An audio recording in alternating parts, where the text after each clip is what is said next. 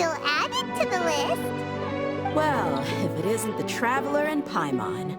Wasn't expecting to see you here. Hello there.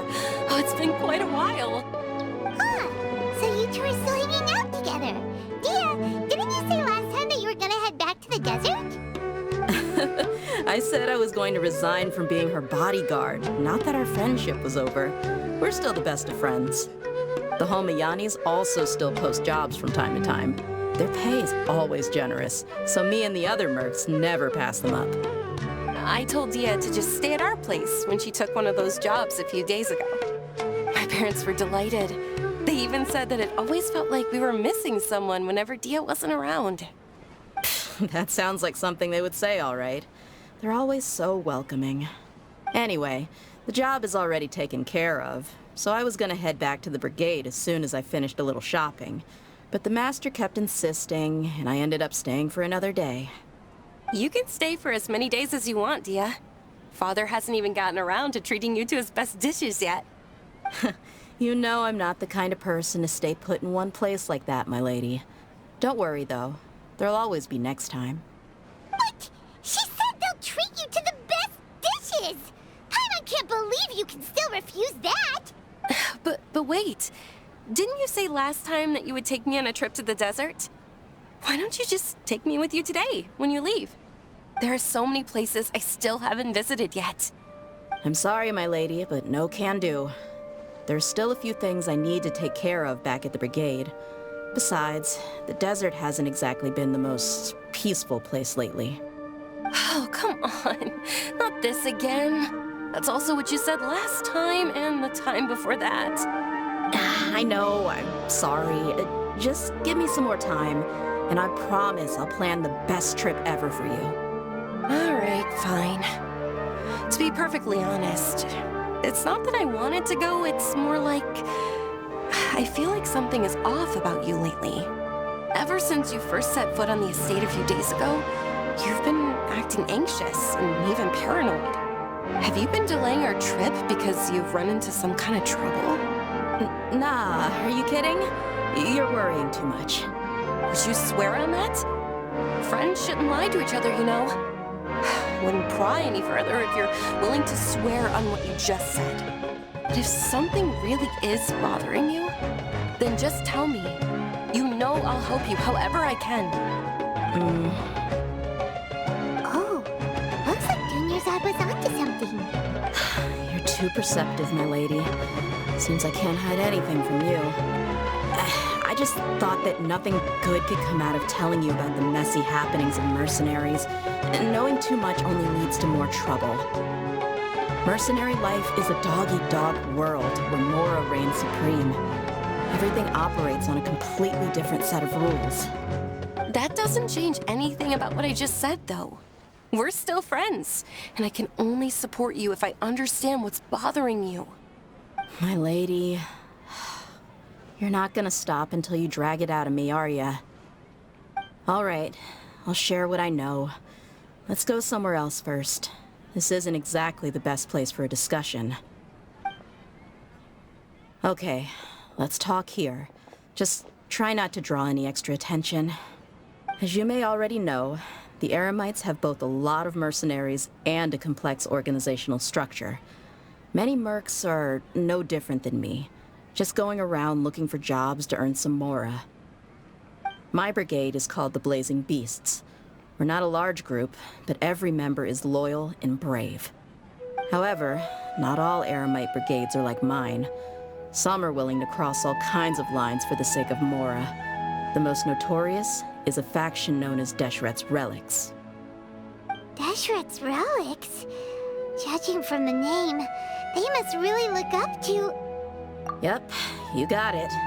I've heard that you've already crossed paths with Ain al-Akmar. They're one of the groups under the Relic's banner. Oh, you mean the group that tried to sell us the Divine Knowledge Capsule? Yeah, they weren't friendly at all. Deshret's Relics is composed of many smaller brigades like Ain al-Akmar. The Relic's headquarters issues orders to all brigades under his control. On any other day, I would want nothing to do with them. Unfortunately, though, the brigade that's stirring up trouble now is none other than Dakan al-Akmar. Dakan? I think it means beard or something. Believe me, it's a really stupid name. I found it insufferable for years. Anyway, the real issue is that Dakan al-Akmar is led by my father, Kusela. Say what now? I think I'm starting to understand your anxiety now. But what did they do? I won't go into details, my lady, but they've been involved in a lot of violent incidents. We're talking hundreds. Hundreds? Yep. The scenes tend to be quite gruesome, too. They strip the victims of all their valuables before murdering them. Not only had they targeted merchant caravans and ordinary citizens, but other mercenary brigades as well. That's beyond terrible. They won't even spare their own kind. I don't know how Deshret's relic sees it. All I do know is that Dakan al-Akmar has become more and more aggressive over the last few years. If I don't do something about them, then even my brigade or the people of Aru village could become their next target. I just wish I knew what's driven him to do this. Yeah. How can your father do such terrible things? I don't know. People change. He's always been pretty pathetic. But at least in the past, there were still a few lines that he wouldn't cross. That's setting the bar pretty low.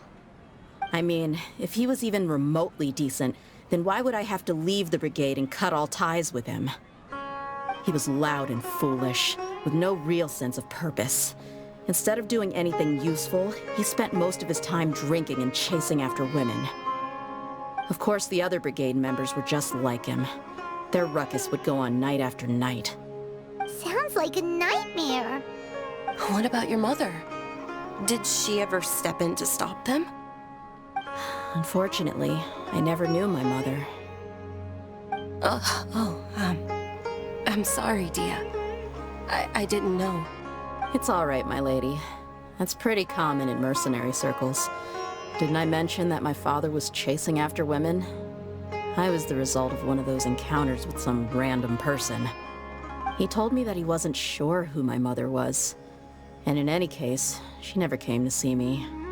He'd say, "You'll be fine as long as you remember to stick with Dad." But even then, he left most of the parenting to the brigade. The one thing I do remember is that he used to tell me stories. But the problem is that he had terrible taste. He only knew a few stories, and even those tended to be pretty stale. They were tales of desert warriors defeating dragons in the forest, or stories of mercenaries rescuing princesses from rebel armies. Sounds like your typical fairy tales.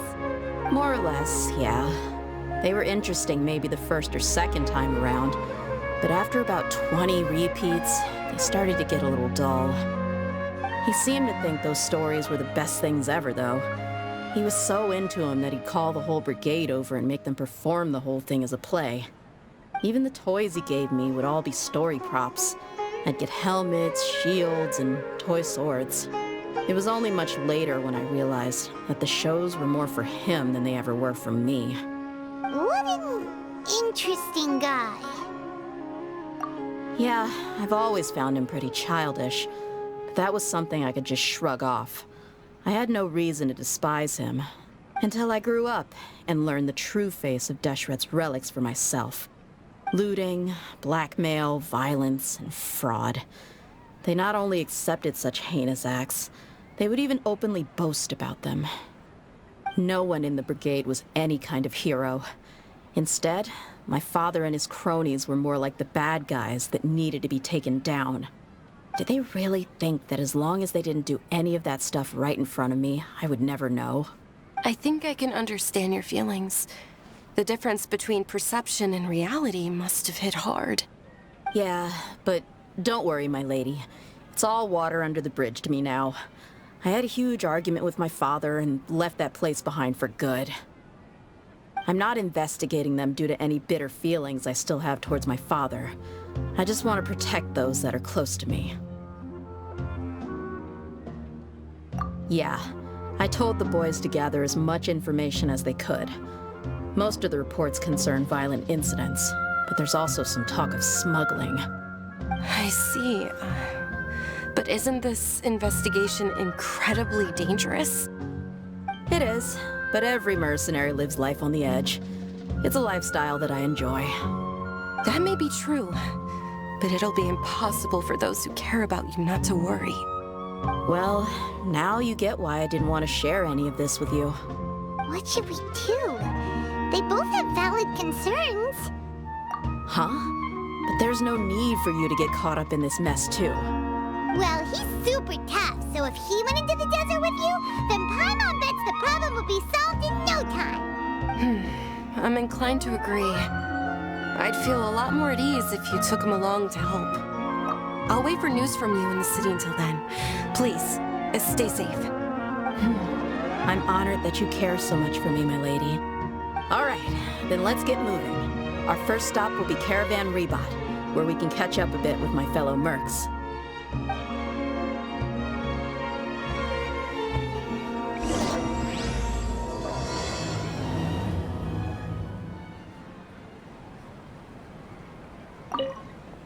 Please be careful.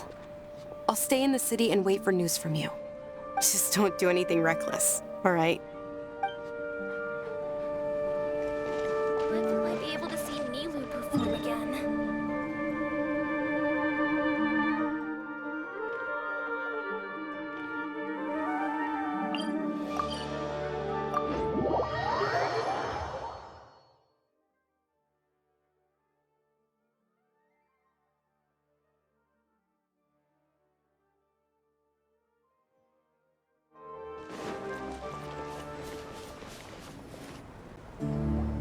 Hey, Dia, you're back. Are these two friends of yours? Oh, so you've already become like one of us then? Well, that's good to know. Anyway, since we've got a newcomer, let me fill you in on what Dakan al-Akhmar's been up to lately. They've become extremely aggressive. Apparently, even their own now have become acceptable targets. They even attack other relics brigades, just the same as any other mercenary brigade. Even the most ferocious beasts still protect their own. And it sounds like they've thrown that straight to the wind. That's right. Once they've collected enough loot off the other mercenaries, they sell it off to a different brigade, or turn to merchants on the black market. A portion of their profits is immediately exchanged for more food and weaponry to be used in their next violent operation. That's terrible! Yeah, and it really makes you wonder why they're so desperate for Mora. A few days ago, Isham and I trailed them for a while, and even disguised ourselves as merchants to conduct trade with them. We were able to learn a few things from the exchange. Rather than saying they're out to plunder and hoard Mora, it'd probably be more accurate to say that they're experiencing an internal power struggle. Wait, a power struggle? You heard me right. The vast majority of their victims are mercenaries from the other brigades of Deshret's relics. If their only goal was Mora, they could have gone after anybody. The targeted nature of their attacks points to a power struggle between the different brigades within the relics. That's the only plausible explanation we have. Unfortunately, we weren't able to find out anything more specific. It seems they're also trying to keep things under wraps. Oh, one last thing we discovered was that over the past few years, as Dakan al-Akhmar became more and more active, Deshret's relics as a whole became a lot weaker. It sounds mighty strange to me, too. Harun, you can leave the rest of the investigation to us. Gotta say, though, I didn't expect you to go on a whole undercover mission during the few days I was gone. Sounds like you were really putting your necks on the line, no? Nah, it was nothing. We're just as concerned about the situation as you are. Dakan al-Akhmar is your father's crew, after all. What he said. Besides, Dia, haven't you done more dangerous things than all of us combined? What we did is nothing compared to your experiences. Yeah. And while they went to talk with Dakan al-Akhmar, I took a look at the last camp they attacked. Any survivors of the attack were already long gone. There was nothing of value left in the camp. Ah, Hisham and Khalaf. You're here too. We rushed over as soon as we saw you come into Caravan Rebot. Although this new friend of yours looks a little green behind the ears, I'm sensing a special vibe from him. Now that we know you'll have a capable partner with you, we can also rest easy. Hey, what about Paimon? Feel anything special? Oh, you're also planning to tag along with them? Of course! Paimon is the traveler's most important guide. Wherever he goes, Paimon will follow. Oh, in that case, then you'd better take care of her too, Dia. Don't underestimate Paimon! Don't worry about her. She may look tiny and helpless, but she's been through just as many battles as the traveler here. Even if she had only survived on sheer luck, then that alone would still make her quite formidable. I had no idea. I guess I shouldn't judge by appearances. Oh, one other thing, Dia. When you're free, why don't you update the deputy about your upcoming schedule? We held another recruitment event a few days ago, but everyone only came to see the Flame Mane. You weren't around at the time, so people were pretty disappointed to only find our crew of rough, unkempt guys. The deputy put a lot of effort into the event, but it was basically for nothing. Only a few people chose to stay, and that really got to him. Sorry to hear that. I'll be sure to bring him some great liquor next time. I left in a hurry, and I couldn't make it back in time for the event. Gotta admit, I can understand their disappointment, though. You're our brigade's main selling point, after all. Now, if only the deputy could figure out a way to bring a few more smoking hot members into our ranks. Keep dreaming. Remember the last time I invited a couple gals into the brigade? You all just froze up with your mouths gaping like a bunch of scarecrows. The awkward silence and weird expressions left quite the impression on them. They were originally interested in joining us, but after that, they both told me they were too uncomfortable to stick around. Hey, didn't we agree to never bring that up again? Huh? Wait, are you serious? Why have I never heard about this? I don't think you were part of the brigade yet. Are you kidding me? I missed a once-in-a-lifetime moment like that, and you weren't even gonna tell me? All right. We can tell you about it later. Now's not the time. Hey, don't you try to change the subject. You and Hisham get your butts over here and tell me everything right now. Are they always like this? More or less. There aren't many rules or graces when it comes to mercenaries. We're used to just speaking our minds.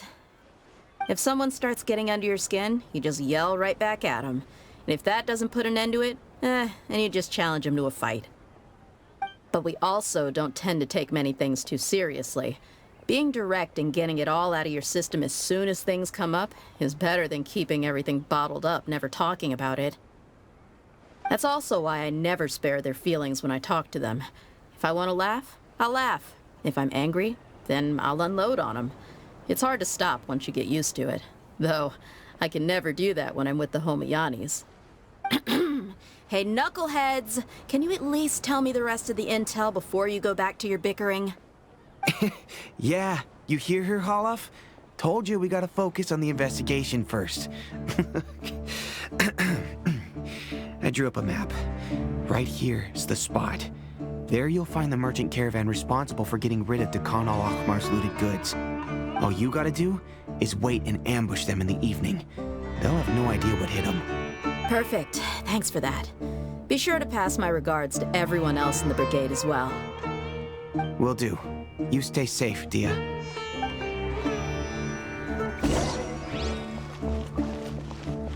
Now, like I said, the two ladies Dia brought with her were also like super mercs. I'm talking same level as Flame Mane here. Oh, you should have seen it. The aura of the two of them when they were standing together, it was incredible. I was just at a loss for words, that's all. Oh, so pathetic. Hey! Shut up!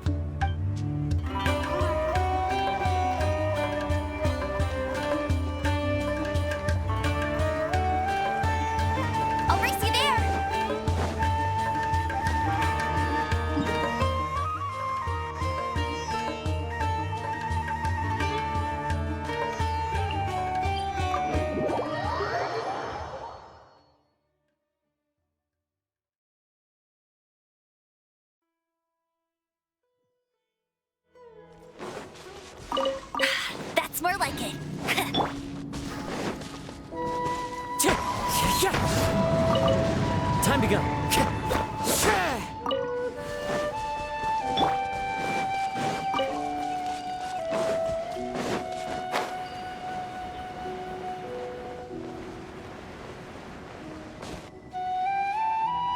This should be the place. Let's find a spot to hide and bide our time.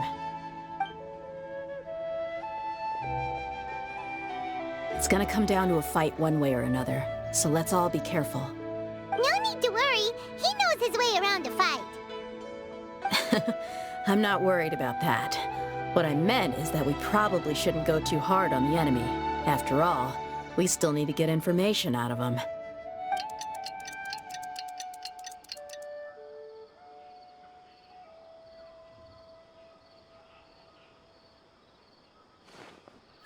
Here they come. You ready? Let's not give them a chance to react and end this quickly.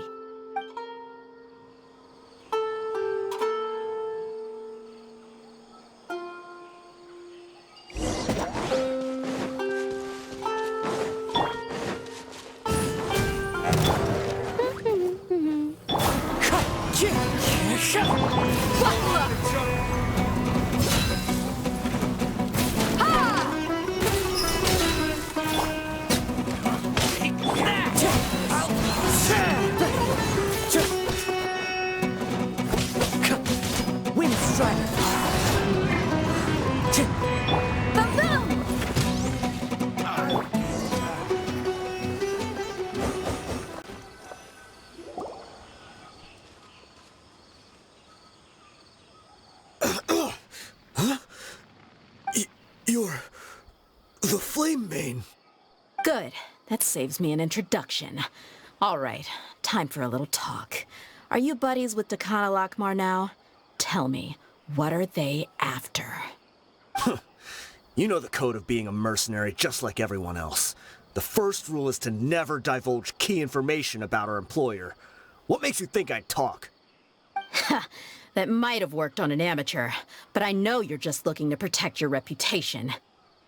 Think about it, though. What's your reputation worth if you won't have the other tools you need to succeed in this line of work? Tools like, I don't know, your limbs or eyes? You've got 5 seconds. You might want to think twice about how much your employer's information is worth to you. Whoa! I'm not joking around. We can do this the easy way or the painful way. 2 seconds! I'll save you the trouble.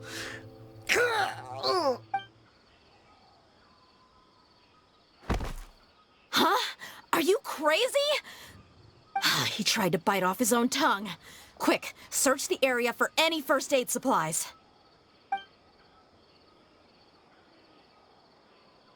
I definitely didn't expect him to go that far. Thankfully, the wound wasn't too deep, and he just passed out from the pain. But why would he be so extreme? I just wanted to test his mettle. You can get a lot of mercenaries to talk just by threatening them. I didn't expect him to be willing to go through so much pain just to deny us some intel. Well, he's out cold for now. We could wait for him to wake up, but maybe it's not a good idea to interrogate him any further. What should we do? Yeah, don't worry about it. It'll be a waste of time to interrogate him again after that. He might just hurt himself again if we start asking. There are lots of goods around here. Let's search the area. Maybe we'll be able to find something. I'm really sorry.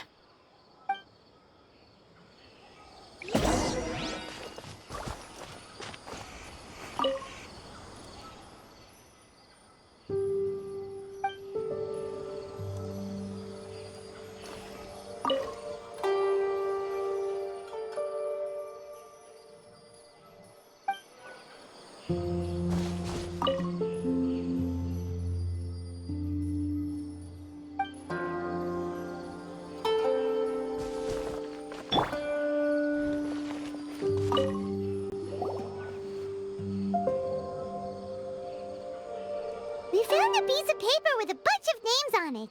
Maybe it's a record of something. Let me take a look. If this really is a merchant caravan, they should have a record of their transactions. Yep. I see an entry for Dakana Lakmar right here. Kusela, Idrisi, Bashar, and Takriti. All familiar names. Dakana Lakmar has been trading for a hefty supply of food, weapons, and medicine. it seems that in the past, they used to receive some canned knowledge as well. This caravan is just one link in their logistics chain. Once in the rainforest, the caravan will exchange the looted goods for Mora, and the funds will then be passed to a specific person. That person will then pack the caravan full of necessary goods, which will then be brought right back to Dakan al-Akmar. Wait, why is there no Mora value recorded for the final transaction? No value? Yeah, every transaction before the last one was marked with an exact amount of Mora, but the final one, where they paid for everything to be brought back to the desert, was simply marked as delivered. Perhaps, but they couldn't have known how much they would make off selling the loot. Do they not care about profit margins at all? Anyway, the next part's the records of the goods themselves. There are a lot of entries. Everything was probably sourced from the rainforest. Huh? What's wrong? Shazamon Homayani? Homayani? You mean Dunyarzad's family? Could it just be another family with the same last name? I'd be surprised to find someone with the exact same first and last name. Shazamon Homayani is Dunyarzad's father, and the head of the Homayani family. Just what the heck is going on here? I'm sorry, you're right. I'll consider what we found and not jump to conclusions just yet. But what this piece of paper confirms is that the Homayani family has been providing goods to Dakan al-Akmar. What if the Homayanis have been kept in the dark and don't know they've been trading with Dakan al-Akmar? That's a possibility, but if that was the case, why is this caravan specifically named Shazamon as their person of contact? They could have just as easily bought goods such as food and medicine directly from Caravan Ribat or Port Ormos. Yeah, funding violence and looting. The brigade gets the goods, and he is paid the proceeds from the sale of the loot. But why would he do something like this? It's not like the Homayanis are in need of money. I honestly have no idea. I've been to their estate many times, and I've never noticed anything suspicious. The only potentially large expenditure I could think of would be the treatment costs for Dunyarzad's Elazar. Maybe they borrowed a lot of Mora in the past? But that's still just a speculation. I don't think the Master would stoop so low to make Mora. You're probably right. I know my lady's personality, and she wouldn't deliberately keep something like this from us. But what should we do now? All we found is just another mystery. If you ask me, we already have no choice but to confront her about this. I'm not worried. It's too early to make a verdict yet. I still have faith in the Homayanis. Let's go find my lady again. We'll tell her everything and see if she's willing to lend us her support. If we're lucky, we can not only figure out the mystery of this paper, but also follow the trail of breadcrumbs to the people responsible at Dakan al-Akmar. Dia, are you sure this is the best decision? What if instead of getting the help we need, we just end up revealing everything we've discovered to the enemy? I've considered that possibility, but even still, I want to tell her what we found. I think I owe her that much. True friendship is built on trust. She showed genuine concern for me when we first brought up the topic. I can't repay her kindness with doubt and suspicion. That's not how I deal with people. You're right. Paimon wants to trust Dunyarzad too. Yeah. Let's pay another visit to Sumeru City.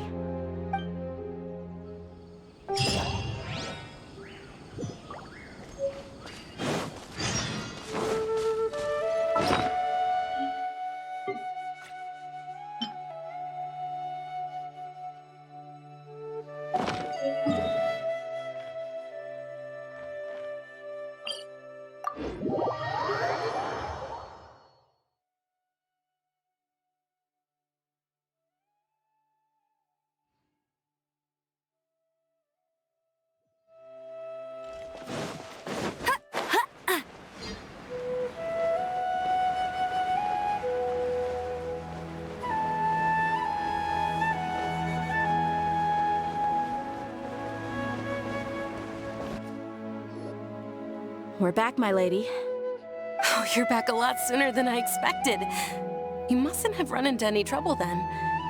Well, how did it go? What did you come up with?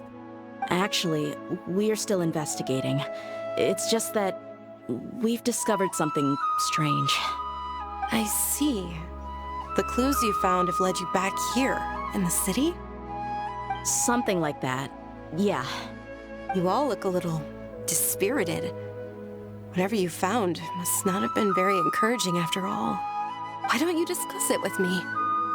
Maybe I'll be able to say something to cheer you up? It's okay, my lady. It's not so much about me being upset with my father or anything like that. How should I put this? So something is wrong. Even the Traveler and Paimon have been uncharacteristically quiet. On any other day, Paimon would have already waved to me with a smile and shouted, "Dunyarzad, we're back!" So tell me, what happened? Well? My lady, please prepare yourself for what we're going to tell you next. It concerns the Master. The Master? You mean my father? Okay, I understand. Don't worry about me. I'll listen as attentively as I can. My father has been supplying goods to Dakan al-Akmar? Yeah, it makes as little sense to us as it does to you. I've never doubted the Master's integrity, so I'm having a real hard time rationalizing how he could ever support an infamous brigade like them. Maybe he's not actually aware of the full story and just stumbled into the deal by accident. I can't help but agree with the Traveler. Huh? You mean you feel the same way, Dunyarzad? Thank you for sharing all this information with me. Since you've told me everything you know, I should also tell you about some doubts that I've been harboring for quite a while. In the past, I thought that my father hired a bodyguard for me so that I wouldn't run away and get lost. However, there are plenty of capable mercenaries in the Corps of 30. Why did my father go out of his way to hire Dia? About that. Well, the Homiyanis really needed bodyguards, so they reached out to the Blazing Beasts. Later, the Master told me that I was one of the best mercenaries he'd ever seen, and that I should stick around to become one of his bodyguards. He offered me a pile of mora, so I just signed on. Well, but that didn't really answer my question. Just think about it. Why did my father specifically reach out to the Blazing Beasts? Maybe the Corps of 30 just didn't have anyone available, or maybe someone recommended us. I've never given it too much thought. I think I get what you're saying. You'd think none of this was a coincidence. Precisely. At first glance, nothing seems strange or out of place. But there are many parts of the story that don't actually make any sense. If my father had always been in contact with Dakan al-Akmar, then it would make sense for him to bring Dia into our house. You mean the goal all along was to get Dia to be your bodyguard? No, that's too much of a stretch. I cut all ties with my father a long time ago. He has no control over my life anymore. But that still doesn't rule out the possibility that your father has still been trying to influence your life without you knowing. So, the Master was not likely an innocent victim in all of this? Sorry we put all this on you so suddenly, Dunyarzad. It's okay, Paimon. I should actually be thanking you. Regardless of his reasons, if my father has truly been funding a violent group of mercenaries, then it's my duty to bring him back to reason. But is that really the right thing to do? My father has committed many atrocities and deserves all the punishment that he has coming to him. I have zero sympathy for him. You may call me an ungrateful child, but my feelings will remain the same. However, the Homiyani family has treated me with nothing but generosity and kindness. If we decide to investigate this further, we could end up implicating the entire Homiyani family.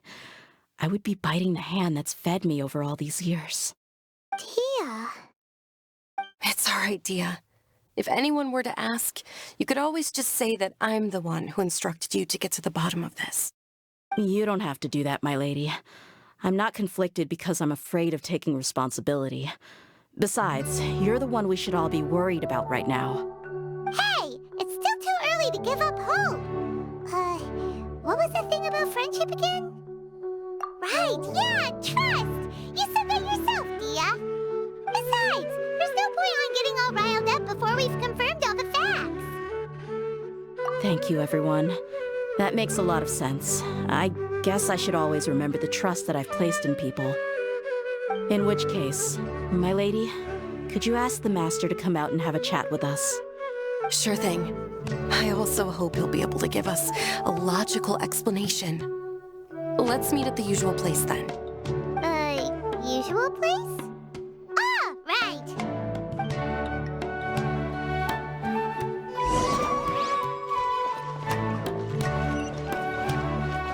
Bet you can't keep up with me!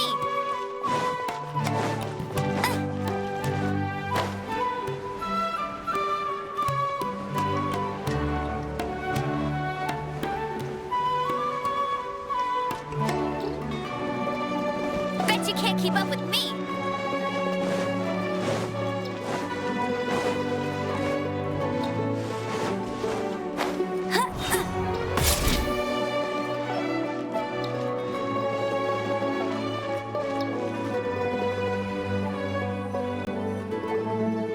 Thank you for coming, sir. Please allow me to introduce these two. This is the Traveler, and next to him is his travel companion, Paimon. Ah, yes, my daughter has mentioned them from time to time. It's a privilege to finally meet them in person. But we may skip all the pleasantries for now. What is the important matter you wish to discuss with me today?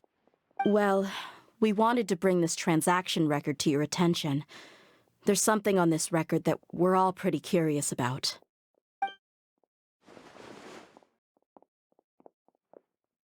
So, that's what you found. Huh.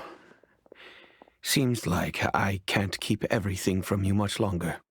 If you wouldn't mind, we'd like an explanation. Well, it's a long and difficult story.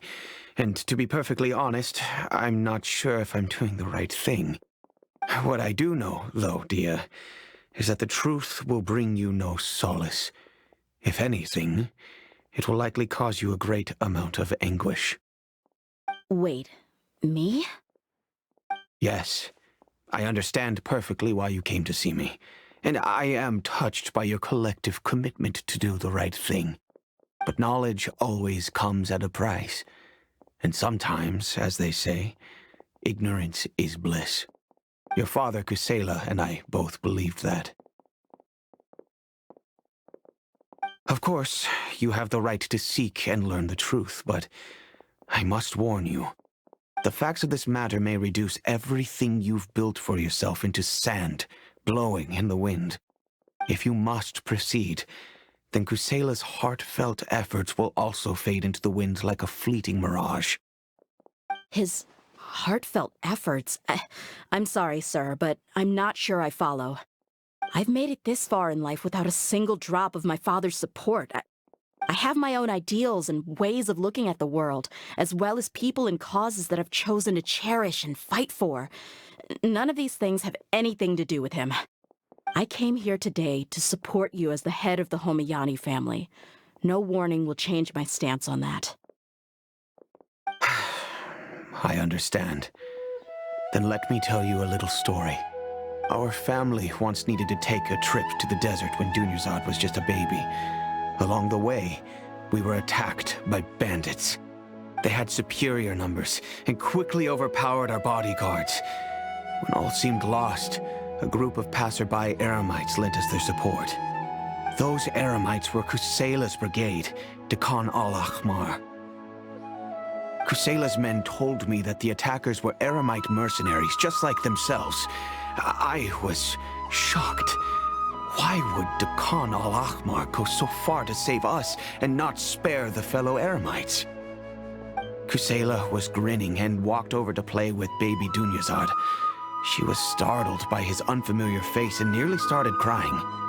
Really? I never knew. He said that he had no particular reason to help us. He just took pity on us because he had a daughter about the same age. We started talking about our children, and I sensed that he was a devoted father. To repay his kindness, I hired his brigade to help out at our estate for a time and offered everyone generous remuneration. So, that's what happened. It was many years before I saw him again. I almost didn't recognize him the next time he came knocking on my door. The man I knew to be strong and healthy had been reduced to a shell of himself. He couldn't even walk anymore without his cane. So, what happened to him? He was perfectly fine when I left the brigade. I'm not too sure myself. The only thing that didn't change was his cheery disposition. He said there was absolutely nothing to worry about and that he had gotten into a fight. That was all. He then suddenly asked me if Dunyarzad, now that she had grown, would need a bodyguard of her own. At the time, Dunyarzad was going through a particularly severe bout of her Elazar. There was no need for her to have a bodyguard when she could barely leave the house. But he kept coming back to the topic. Come on, it never hurts to be safe. How do you know a bodyguard won't come in handy one day? I was completely lost at first, until he recommended the Blazing Beasts, and in particular, a mercenary named Dia. So he was the one who recommended Dia to you. Indeed. He didn't say it out loud, but it was clear that he saw Deshret's relics as an evil group who would eventually corrupt every member in their ranks. He was already beyond redemption, but he hoped that he would be able to detach his daughter from the vicious world of mercenary life. If Dia could stay in my house and keep working as a bodyguard, then gradually her affinity for the desert would decrease, and she'd be able to leave her previous life behind. And that's why you offered her such generous compensation? Yes, but not just because of that. From the moment that he asked me for that favor, I also began to see Dia as my own daughter. And that's also why I tried to persuade you to stay when you asked for permission to leave. I was willing to spend however much it took. Kusela saved my daughter and I all those years ago in the desert. I could never refuse him entrusting his daughter to me. God, he was always like that, acting like he's oh so smart and self-righteous. Kusela said that he'd reimburse me for a portion of Dia's fees. I refused to take any mora from him, but he'd always send me funds anyway. Eventually, I just accepted them as a token of his gratitude. And that went on for a while until I received another letter from him a few years ago. The letter contained a request to help him buy food, weapons, medicine, and even explosive materials. Wait! Isn't that around the time that Dakan al-Ahmar started becoming more aggressive? That's right. When I started to hear some nasty rumors, I became wary. I wanted to meet him face to face to discuss things. But by then, he was no longer receptive to my requests to talk. If I had to guess, it's probably because he doesn't want to put Dia at risk. That thought occurred to me as well. I figured that he probably came to me for help because he had nobody else to turn to. After some deliberation, I decided to send him some food and medicine. I turned down all his requests for explosives and weaponry. I am aware that even such a reduced gesture of support could lead to others coming to harm, but I could not simply reject his plea for help. In the end, it probably was the wrong decision. I plugged my ears to the rumors and just chose a solution that made me feel least guilty about myself. If you can, please tell me where he is now. None of the things he's doing right now make any sense if he's just trying to keep me from getting tangled up in his world. If all he wants to do is steer clear of me, then maybe he shouldn't have brought me into this world in the first place. Oh no. Dia, please don't feel that way. I'm just angry because I can't wrap my head around any of his actions. Another way? I don't know. I knew him, and he was nothing more than a childish brute. I can't understand what's going through his head. But I guess you do have a point. We haven't uncovered the whole truth yet. We still need to figure out his exact actions and reasoning for these last few years. I'll do my best to help. Of course, anything between the two of you would need to be resolved between you and him alone. I don't know Kusela's exact whereabouts. Outside of supplying his brigade with some goods, I tried my best to avoid getting involved any further with him. However, there's a man on the list named Jawed. He used to be a mercenary in the desert and is now a member of the Corps of 30. He's responsible for supplying weapons and liaising with the Dakan al-Akhmar's merchant caravan. I think he should know Kusela's whereabouts. I've heard that he likes to have a few drinks alone and enjoy the cool wind at night outside the tavern. Maybe you'll be able to find him there. Understood. Thank you, sir. Then I guess this is bye for now, unless... I'll stay and be with my father here. To be honest, I'm still a little dazed and haven't finished processing everything quite yet. My father has indeed done something wrong, but if I think about it, I'm also not sure if there was a right way to handle this problem. I feel like our only course of action is to turn everything we know over to the Corps of 30 and let them render judgment. Yes. I am prepared to accept whatever verdict they choose. It's time to face my mistakes.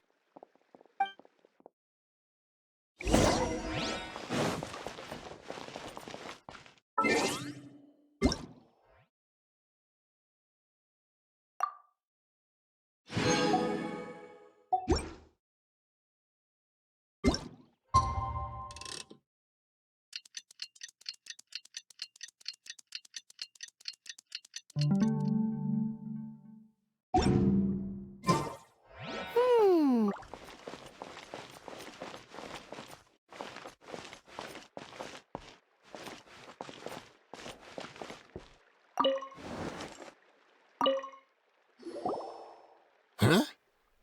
Who are you guys? I know what you've been up to. Smuggling weapons to violent brigades in the desert while working for the Corps? Pretty bold, if you ask me. Shh. Keep your voice down. How do you know all that? Come with me. We should take this elsewhere. I'll be happy to talk things over once we're somewhere private.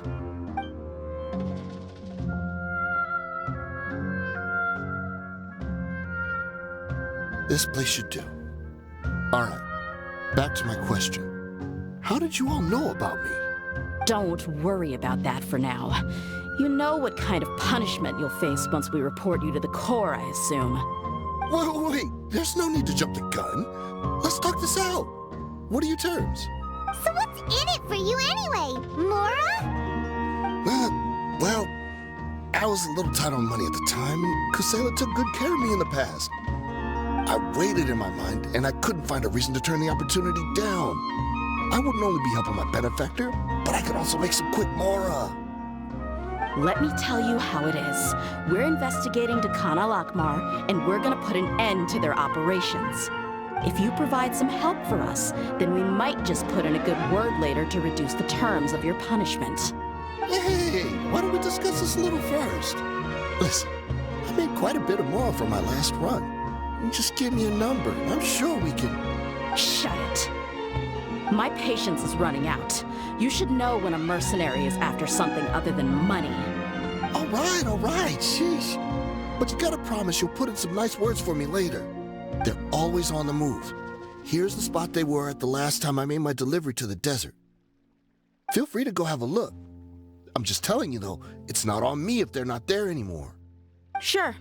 And then you can forget about any nice words from us. Hey, come on. Now you're just being unreasonable. Really? And how do I know you're not leading us straight into a trap? Don't forget, you're the one with no bargaining chips. All right, I get it. Why don't you go take a look, and if they're not there anymore, I'll try to figure out something else for y'all. Now that's more like it. Let's move. And as for you, try to stick around the city until we get back. You don't want us to call the folks from the Corps and have them drag you back to the city.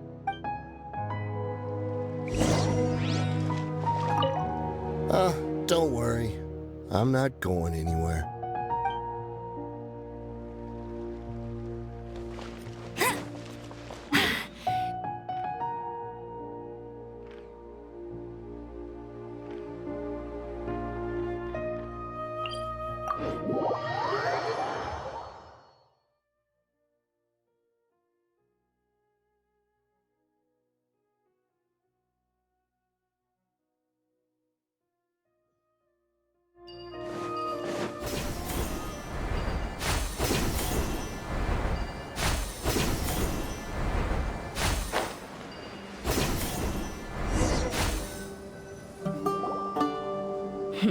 Seems like we're in luck. That should be their camp right up ahead. Let's go. We'll finally get to the bottom of this ourselves. I'm here to see Kusela. Tell him to get out here. Dear, why are you here?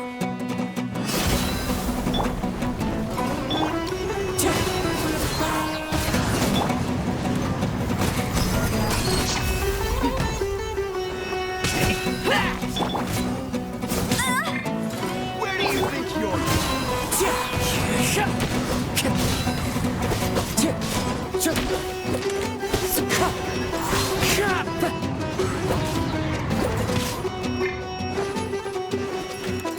Take that!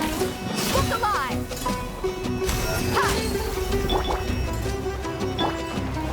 Wing strike! Haven't you all done enough? Oh, so are you also here to stop us? Stay out of this. It's got nothing to do with you.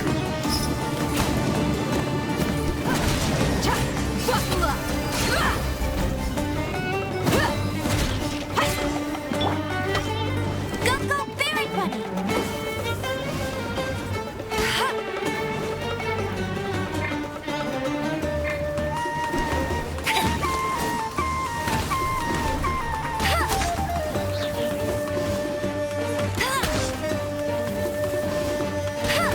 I'll race you there.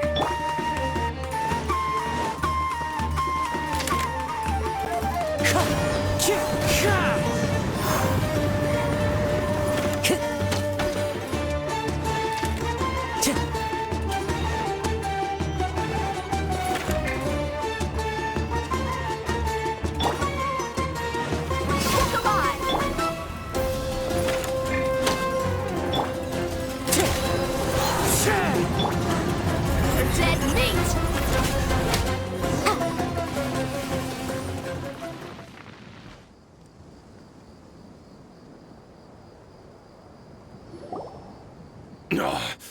She's so strong. Enough fighting. We all know each other, and I don't want to take things too far. Just bring Kusela to me. There's no use hiding him anymore. Did you understand a single word I just said? Or do I need to bash your skull in some more? All right, everyone, let's all just calm down for a second. Dia, the boss can't come out and see you anymore. He died a long time ago. What? Seems like you've been out of the loop for a while. Guess that's for the best, though. At least, that's what the old man wanted. When did he die? What happened to him? A few years ago, Kusela broke up Dakan al-Ahmar and went to the Deshret's Relics headquarters by himself. So is that when you guys started acting up? We would prefer to call it taking revenge. Every last person in Deshret's Relics must pay in blood for what they did. Let me start from the beginning. Dia, do you know how the head of the Relics maintained order internally? Overwhelming strength and unquestionable authority? Those were a part of it, yes. But just those on their own weren't enough. They had another tool at their disposal. They call it a person's record. Regardless of whether they joined by their own will or were coerced, every person in Deshret's relics were forced to leave a record of themselves at headquarters. Whether it be their deepest sin, some unforgivable act, or their most immoral exploit, the records serve both as a symbol of loyalty and the perfect material for blackmail. That's precisely it. Every one of us have a record. Me, Bashar, Tikriti, and all the boys who grew up with Dia and ended up joining our ranks. But you, Dia, you were never asked to provide a record, were you? I never even knew this was a requirement. You were probably the only person in all of Deshret's relics who didn't know about it. Ever since you were born, Boss had been trying to shield you from this organization's sinister rules.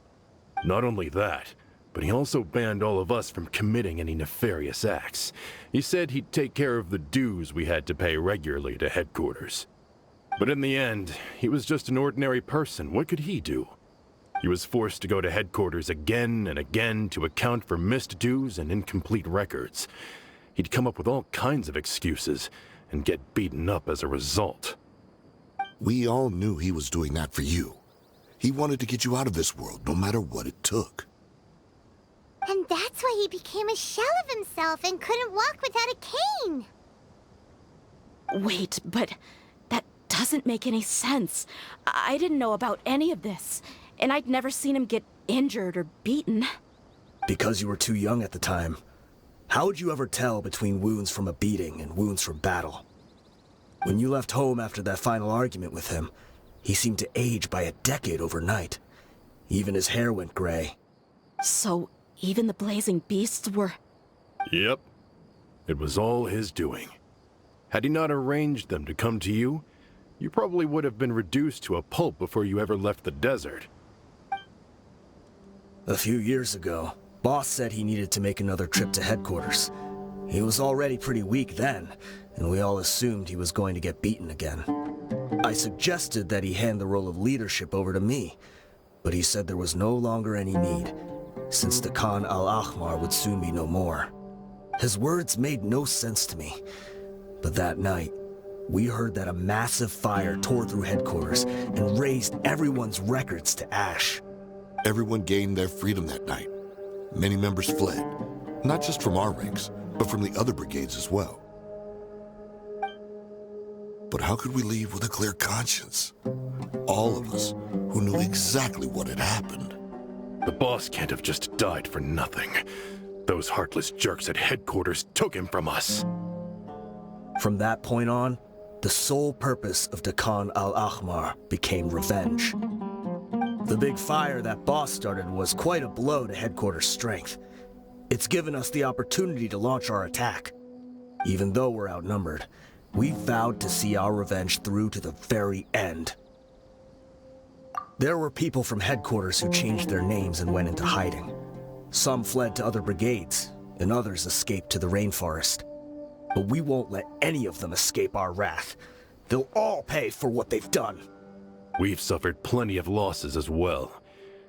To keep going, we need an enormous amount of supplies, from food and medicine to weaponry and explosives. All we can do is exchange our loot from Mora, and then use that to get supplies. We forged Boss's handwriting and sent out many letters to his former friends. Thankfully, many people were willing to come to our aid. We were also able to attract many mercenaries who shared our goal. We've endured unspeakable pain to win many impossible battles. Deshret's relics have become weaker and weaker, and now we finally have an opportunity to directly strike their headquarters. Paimon doesn't know what to say anymore. We do know right from wrong, but we were sinners from the very beginning. We do not deserve the freedom that the boss won for us with his life. Boss always loved his old-fashioned hero stories. Those tales about sacrificing yourself to save the world. We used to always laugh at him for it. But in the end, he really went and lived those stories out himself. As for me, I never considered myself a hero. We're all the lowest of the low. We have no right to even imagine such an existence. But maybe those hero stories he liked foreshadowed everything that was to come. The spirit of the hero touched all those he had saved, and more people joined his cause. Maybe we were all just acting along with the play in the beginning. But as we acted the parts and recited the lines, we were drawn in. And now, we want to see the story through to the end. I'm sorry, Dia. I know you always found us insufferable ever since you were young. Just think of this as a madman ranting. I'll go with you. Huh? Dia? You want to go with them? I grew up with these guys, and I know they're not bad people. It's just that some situations get so bad that it's difficult to tell good from evil. All I know is that Deshret's relics must be destroyed. Furthermore, I want to go see the place for myself. I want to know if my father is still there. I know you don't want to get involved in this, so there's no need for you to tag along.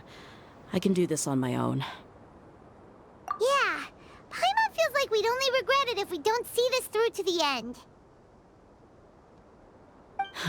Thank you. We'll be a lot stronger together with you.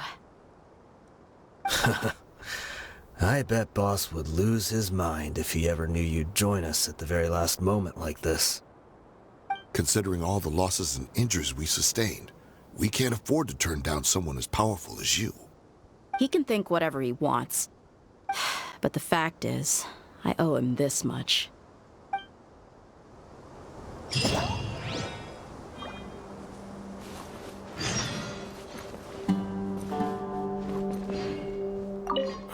What a bummer. I just had to get injured now, right before the final fight. Be sure to punch one of them for me, huh? I guess it all comes down to this.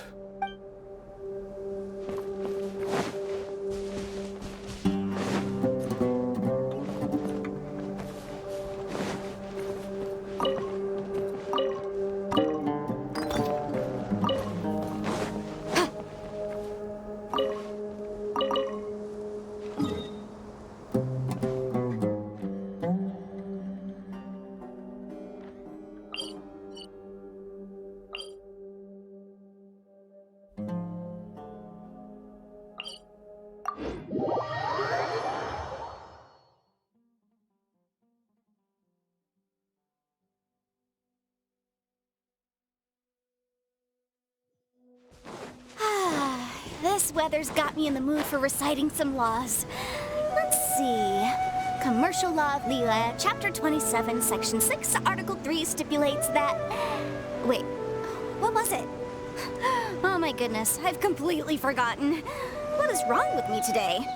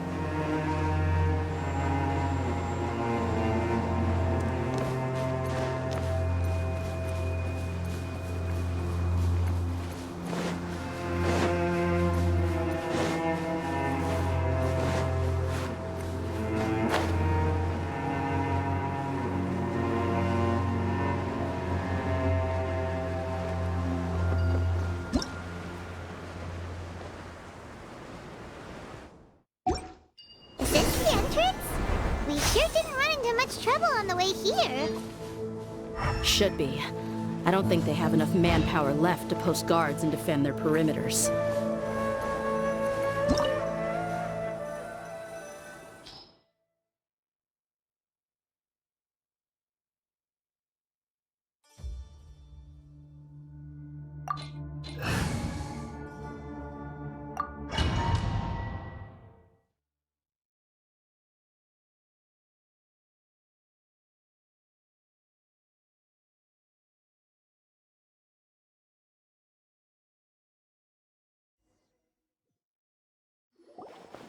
Wow.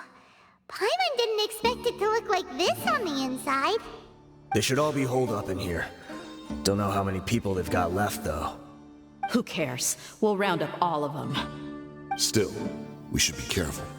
Even if they've only got one shot left, it could still take us out. Yeah, we'll know what they're really capable of once we've landed some hits on them. Deshret's relics may have been a force to be reckoned with before, but their name means nothing now. Yeah, they don't stand a chance with you here. I'll take the lead. I've been here once before.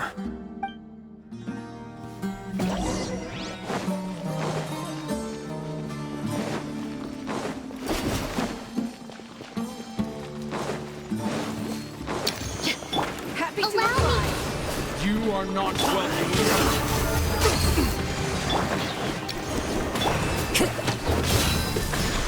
The wind knows.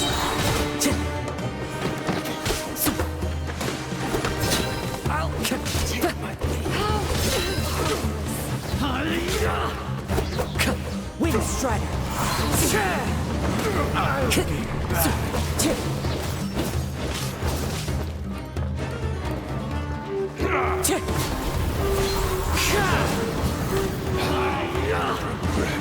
New punch.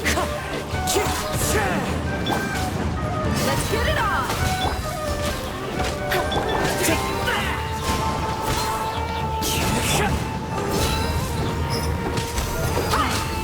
You asked for it!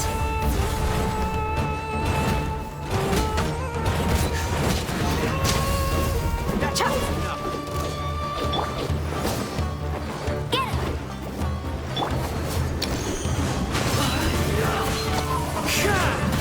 Time to go.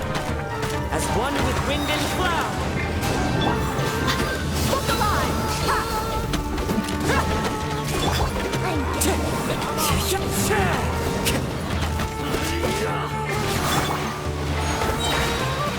Gloves off!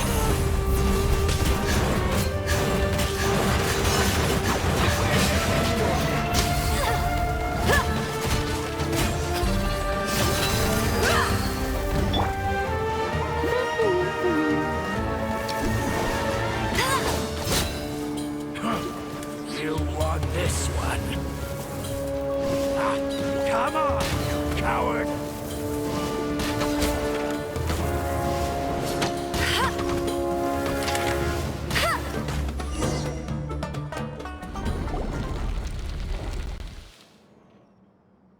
This way, follow me.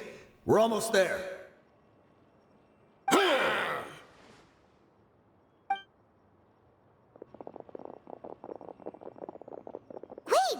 They went charging ahead without checking for any traps! Hey, you guys okay? It seems like we just got trapped in here. Don't think we triggered anything else. Watch out, the enemy's coming from ahead. Well, now that things have come to this, seems we'll have to fight our way through. Don't worry about us. We knew something like this could happen. Go and take a look around. There could still be another way through. Let's go! We can't let the boss down! Let's check if there's another way! The sooner we can make it through to help them, the better! Let's see. I think I see a way through over there, but it's being blocked by something. Let's try our luck with that mechanism. Okay, let's go! Bet you can't keep up with me.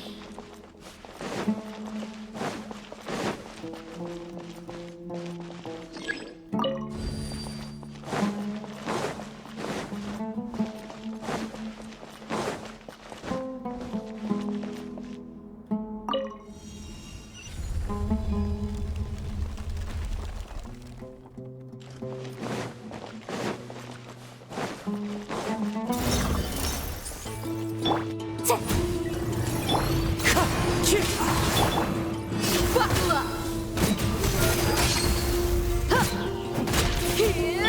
Motion to compel. Cheer.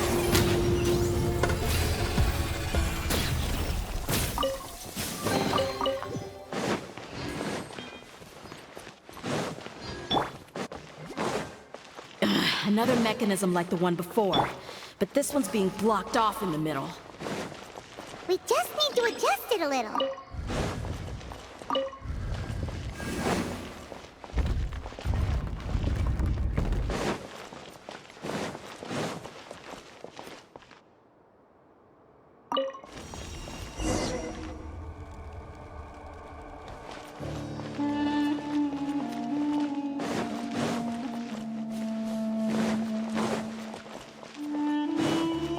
can't keep up with me.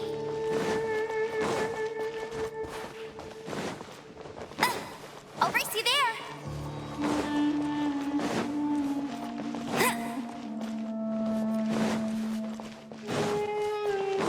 Bet you can't keep up with me.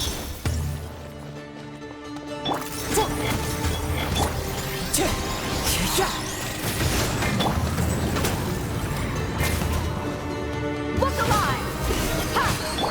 Boom boom!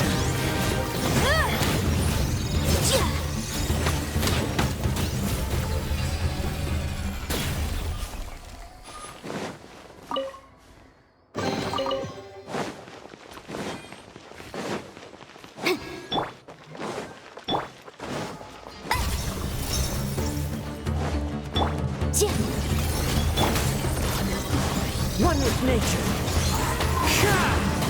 Clouds high. The birds come. You're dead meat!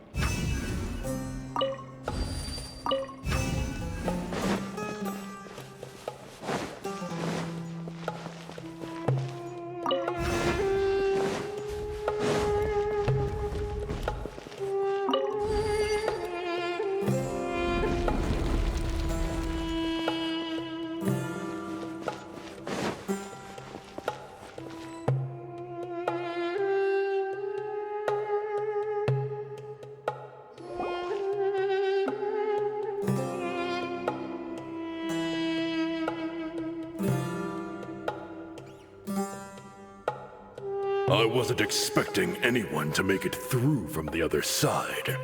But as a desert dweller, I suppose we should be used to our folks defying all expectations. Don't waste your breath. You have nowhere to run. Run? Had I wanted to run, I would have fled 1,000 times already. I witnessed the golden age of Deshret's relics. Even if I could leave this place behind, all that awaits me now are endless days of humiliation and ruin. Even now, my brothers and I still believe in one thing. The greatest should never live to remember their fall. So you want to go out in a blaze of glory? Let us draw our weapons! We will show them the true power King Deshret bestowed upon his followers. They are but two, while we hold within ourselves the entirety of the relic's glory.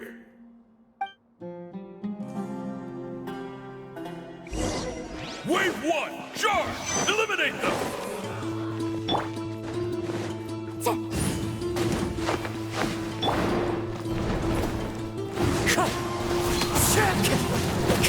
Fallen leaves. Adorn my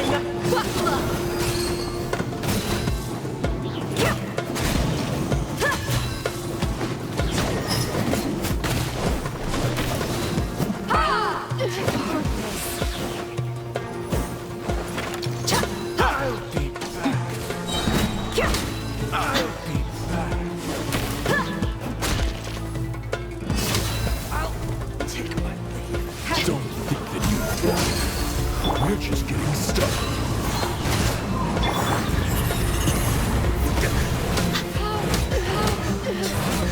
Test my patience. 7. Pulverize! We'll Get it! Bet you can't keep up with me. we can strike. Time to go. King Deshret will not abandon any one of his followers.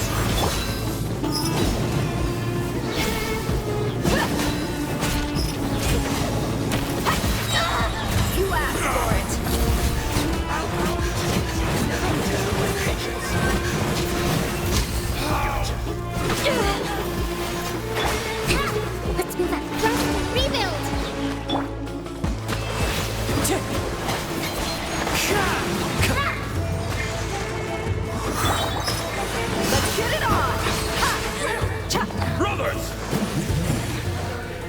where we'll prove our faith.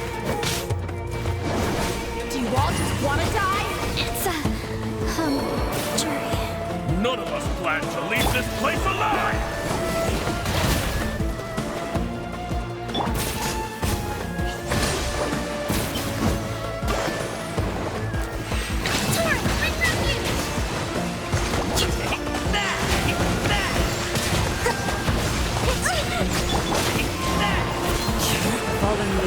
Adorn my brazen sword!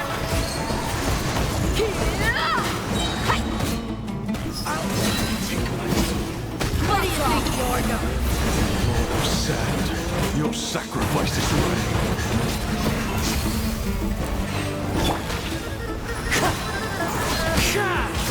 Frogs high. The birds call. Let's get it on!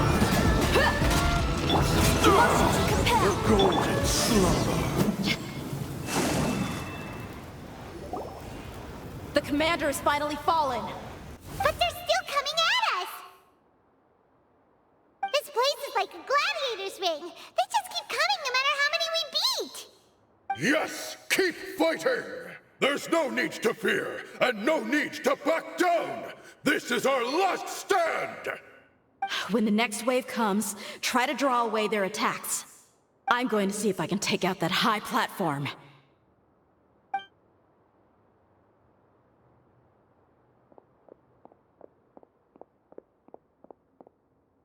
Get out of my way!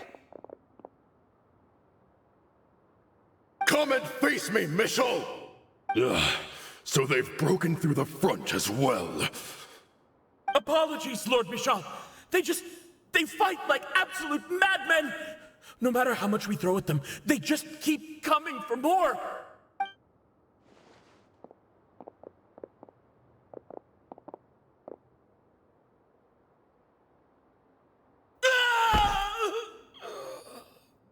So, it would seem like this is the end. Time to pay for everything you've done, Michel.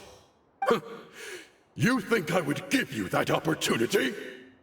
I will be buried in the sand alongside all the rest of our fading glory. Hey, wait!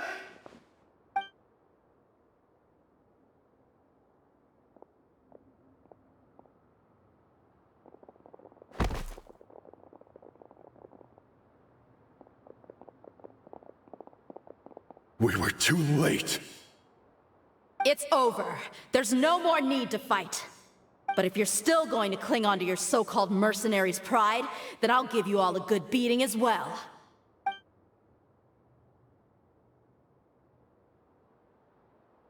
Hey, dear! I found the mechanism. I'll get you all back up here right away.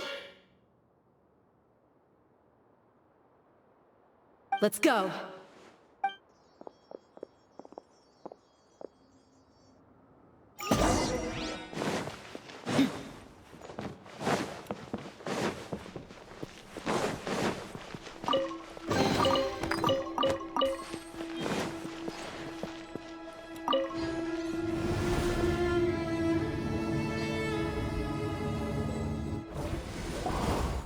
Who are you filthy rats? And why are you always pestering us? You call yourself a member of the infamous Deshret's relics, and you still can't even tell who's made it all the way to your headquarters? Who knows what intent a bunch of rats may have? We try to catch a couple, and you all just show up on the other side instead. How are we supposed to figure out what you're after? Hey, have you ever heard of a man by the name of Kusela? Why would I know? It's not like I'm in charge or anything. This is your last chance to talk. Hey, I said I don't know anything. I'm just an average member here. I'm telling the truth.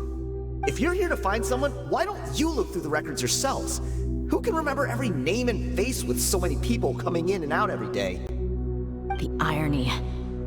His life became a light for so many, yet to others, it wasn't even worth remembering. Where's the records room? Answer me! It's right over there. All the files are in there. You can go through them as much as you want. It's not like any of them still matter anyway. I mean the old records room. The old records room? You mean the one that got burned down? Kusela. Ah, yeah, I remember him now. The guy who could hardly walk. Watch your mouth. That's our boss you're talking about. He was definitely faking it. We all let our guard down as soon as we saw him come hobbling in.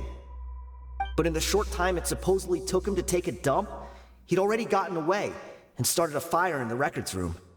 He couldn't have possibly outrun us if he wasn't a fraud. And after that, Deshret's relics fell into complete disarray. Stop wasting our time. Every one of us here is perfectly aware of what he had done. Tell me, where is the old records room? It's just over there. Go see it for yourself if it means that much to you. There's nothing left in there but ashes. No human could ever survive that kind of inferno. Bashar, Tikriti, let's go. We'll leave the others here to guard these guys. Spare them no mercy if they try anything.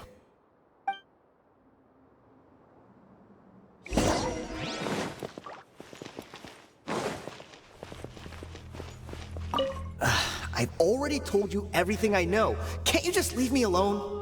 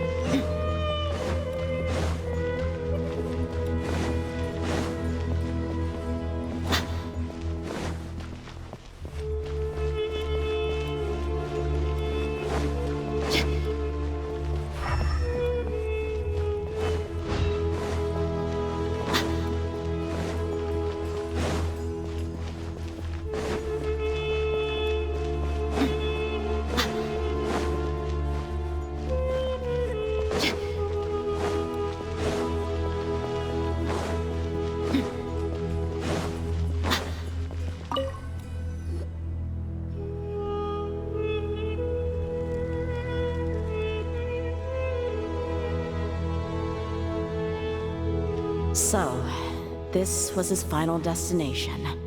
How did he do it? Getting past all the guards with a limp and sneaking in here to start a fire? If he was nimble enough to do that, then he must have been able to get out of here after starting the fire, right? Tia. I'm sorry. I know it's just wishful thinking. Let's look around. Maybe we can find something that's been left behind.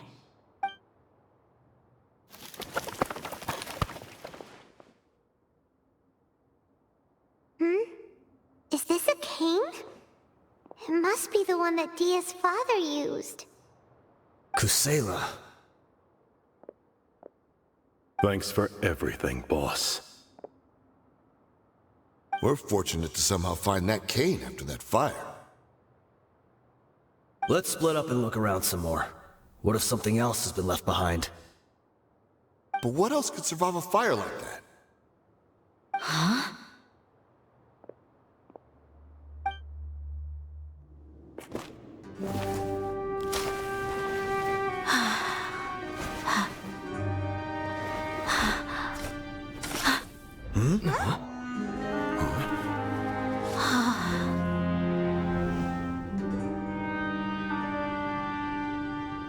Potso. Wait! Isn't that the toy sword you played with as a child?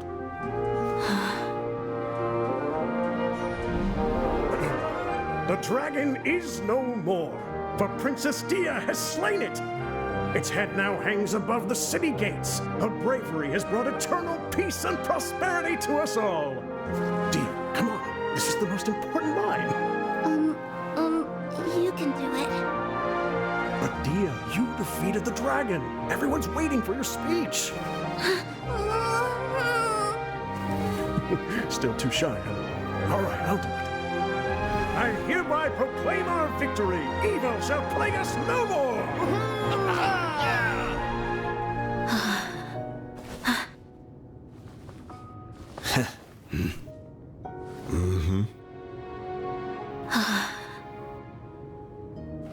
I hereby proclaim our victory.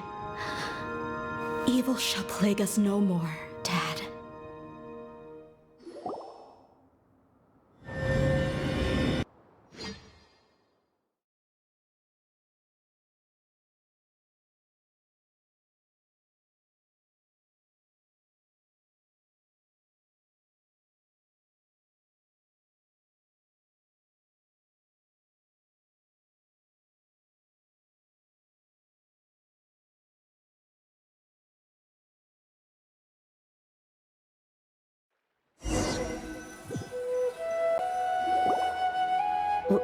What's this? Don't you remember? You asked Paimon what she would do if she were to wake up tomorrow with loads of money. And Paimon said that she would get boatloads of tasty snacks.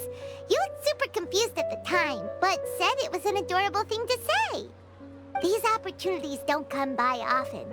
So today, Paimon's gonna treat you to a special crash course on Paimon's life philosophy.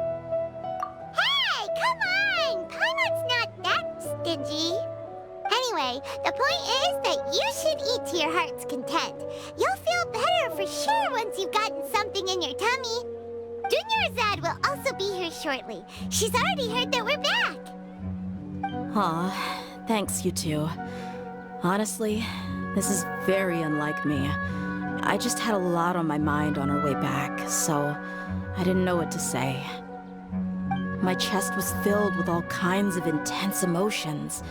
They just shook me even more than all the feelings we've shared during our previous adventures. But when everything came to an end, those emotions also vanished without a trace, and I was left feeling more empty than ever before. It was as if I'd lost the thing that was most important to me. Yeah, you're right. To many mercenaries, Mora is the most important thing in the world. But perhaps to us, it's the most worthless thing of all. Idrisi and the others all used to say that they would quit if there was no Mora to be had. But when it came to avenging my father, there was no Mora to be made anywhere. My reality shattered when I found out that the father who always told me hero stories was in fact a bad guy. But look at me now. Am I any different? Despite all my promises about never forgiving him and never trying to understand him, I still went to such lengths to find out the truth, and nearly even shed tears for his sake. We're hypocrites, all of us. Yeah, you're right. It's just a pity that we often only recognize our true feelings after it's already too late. You're back! Are all of you all right? Ah, there she is. Yeah. Many people from the Corps of 30 came over, and I just wrapped up everything with my dad. All I can do now is wait for their verdict. Huh? Dia, you're looking quite down again. Paimon will explain. A lot happened while we were gone.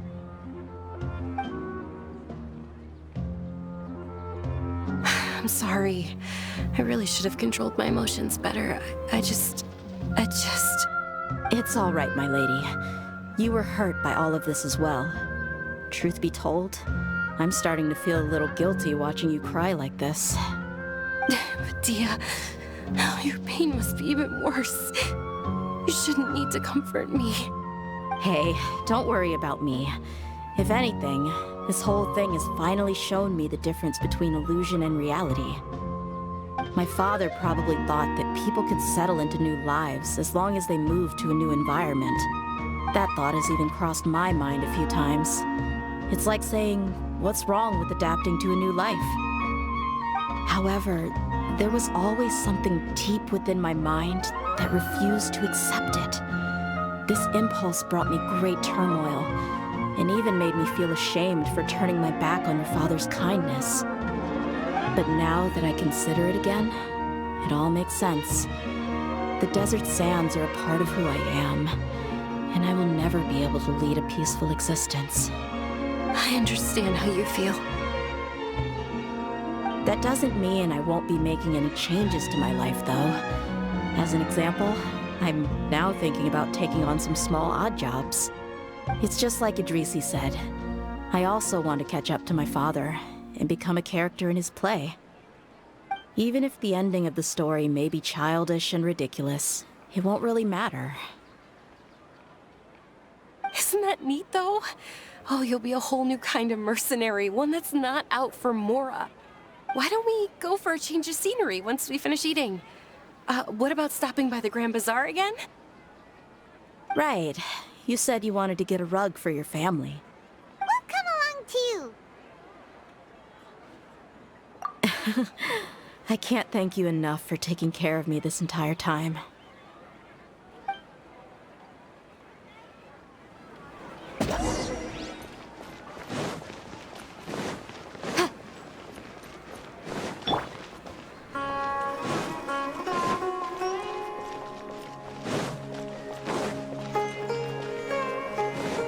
I'll race you there.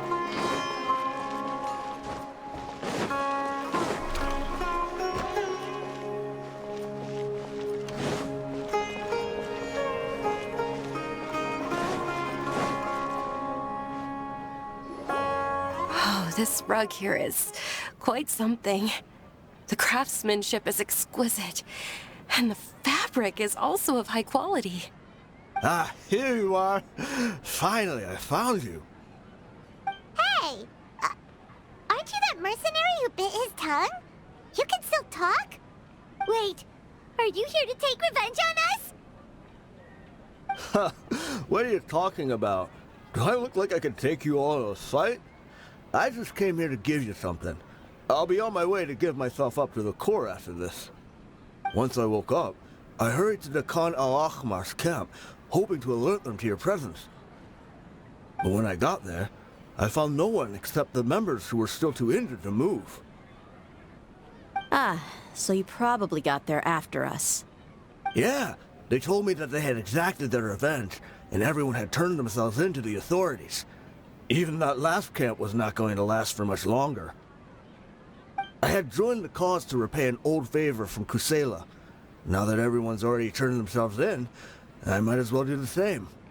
One of the injured members gave this box to me, and told me that it contained some of the old man's last possessions. Everything left in the camp will get confiscated, so I figured I should get this to you before the Corps could get their hands on it. Thank you. No worries. We are all just living our own truths. There's no need to comment or judge anyone for it. So this box contains everything that Dia's father left behind. Huh. It feels lighter than expected. Well, back in the day, the first thing he did with any Mora was spend it on things like drinks and meat.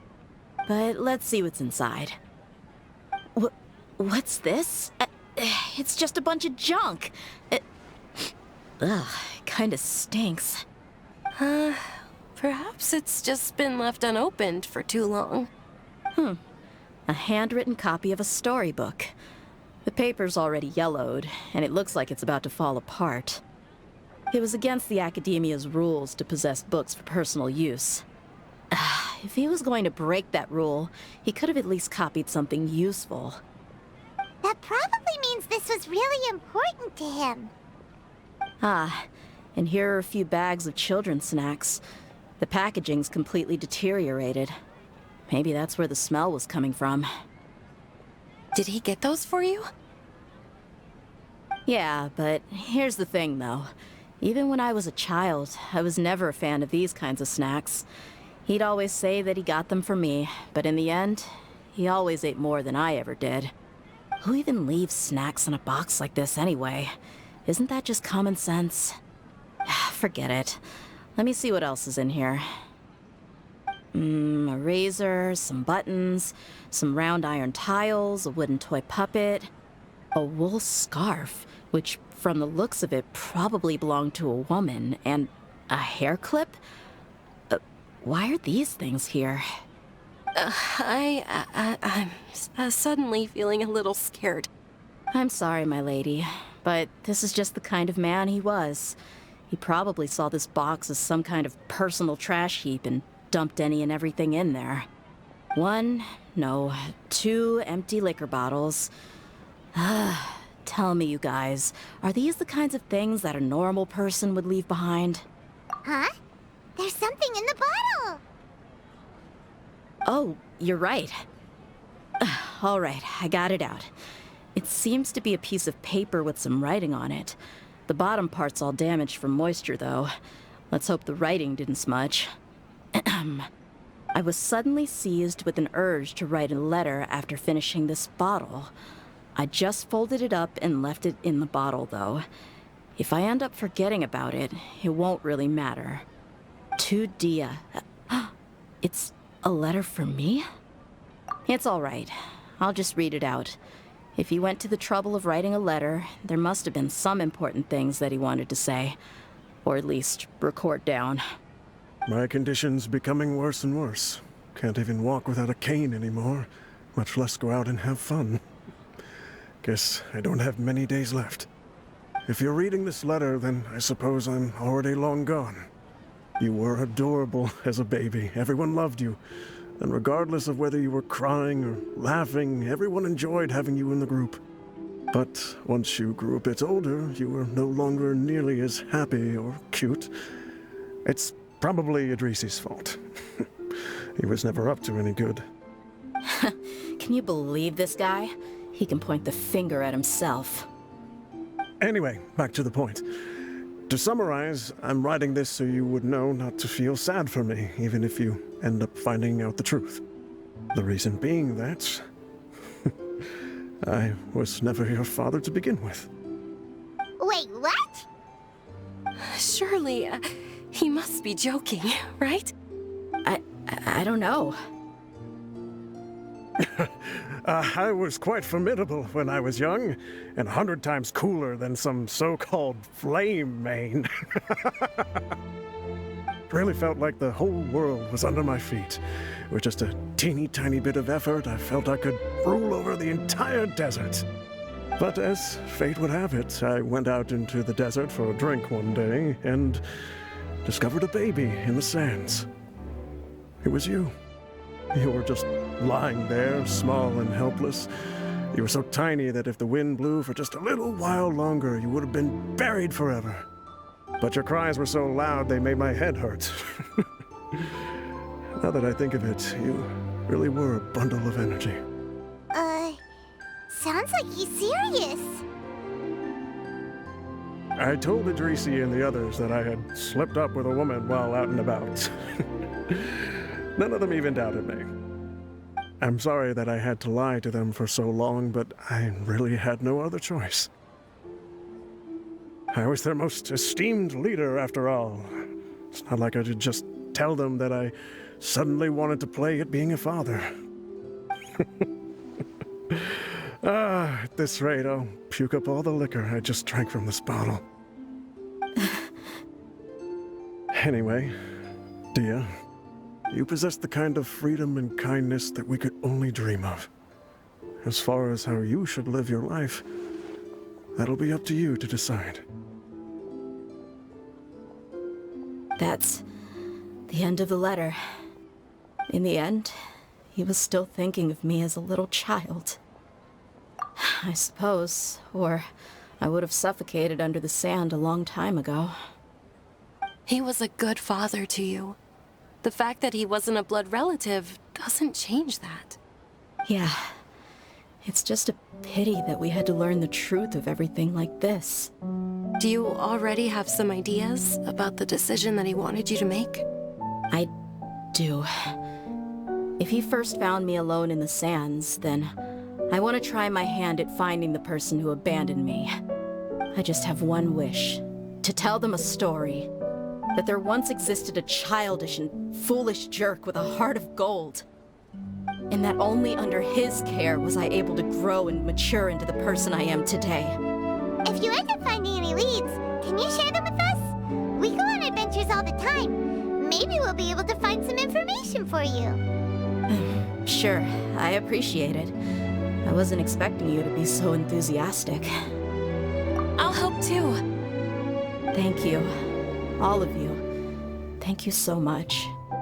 My life has certainly had its twists and turns, but I've always considered myself lucky. Because no matter where I've gone, I've always been surrounded by incredible kindness.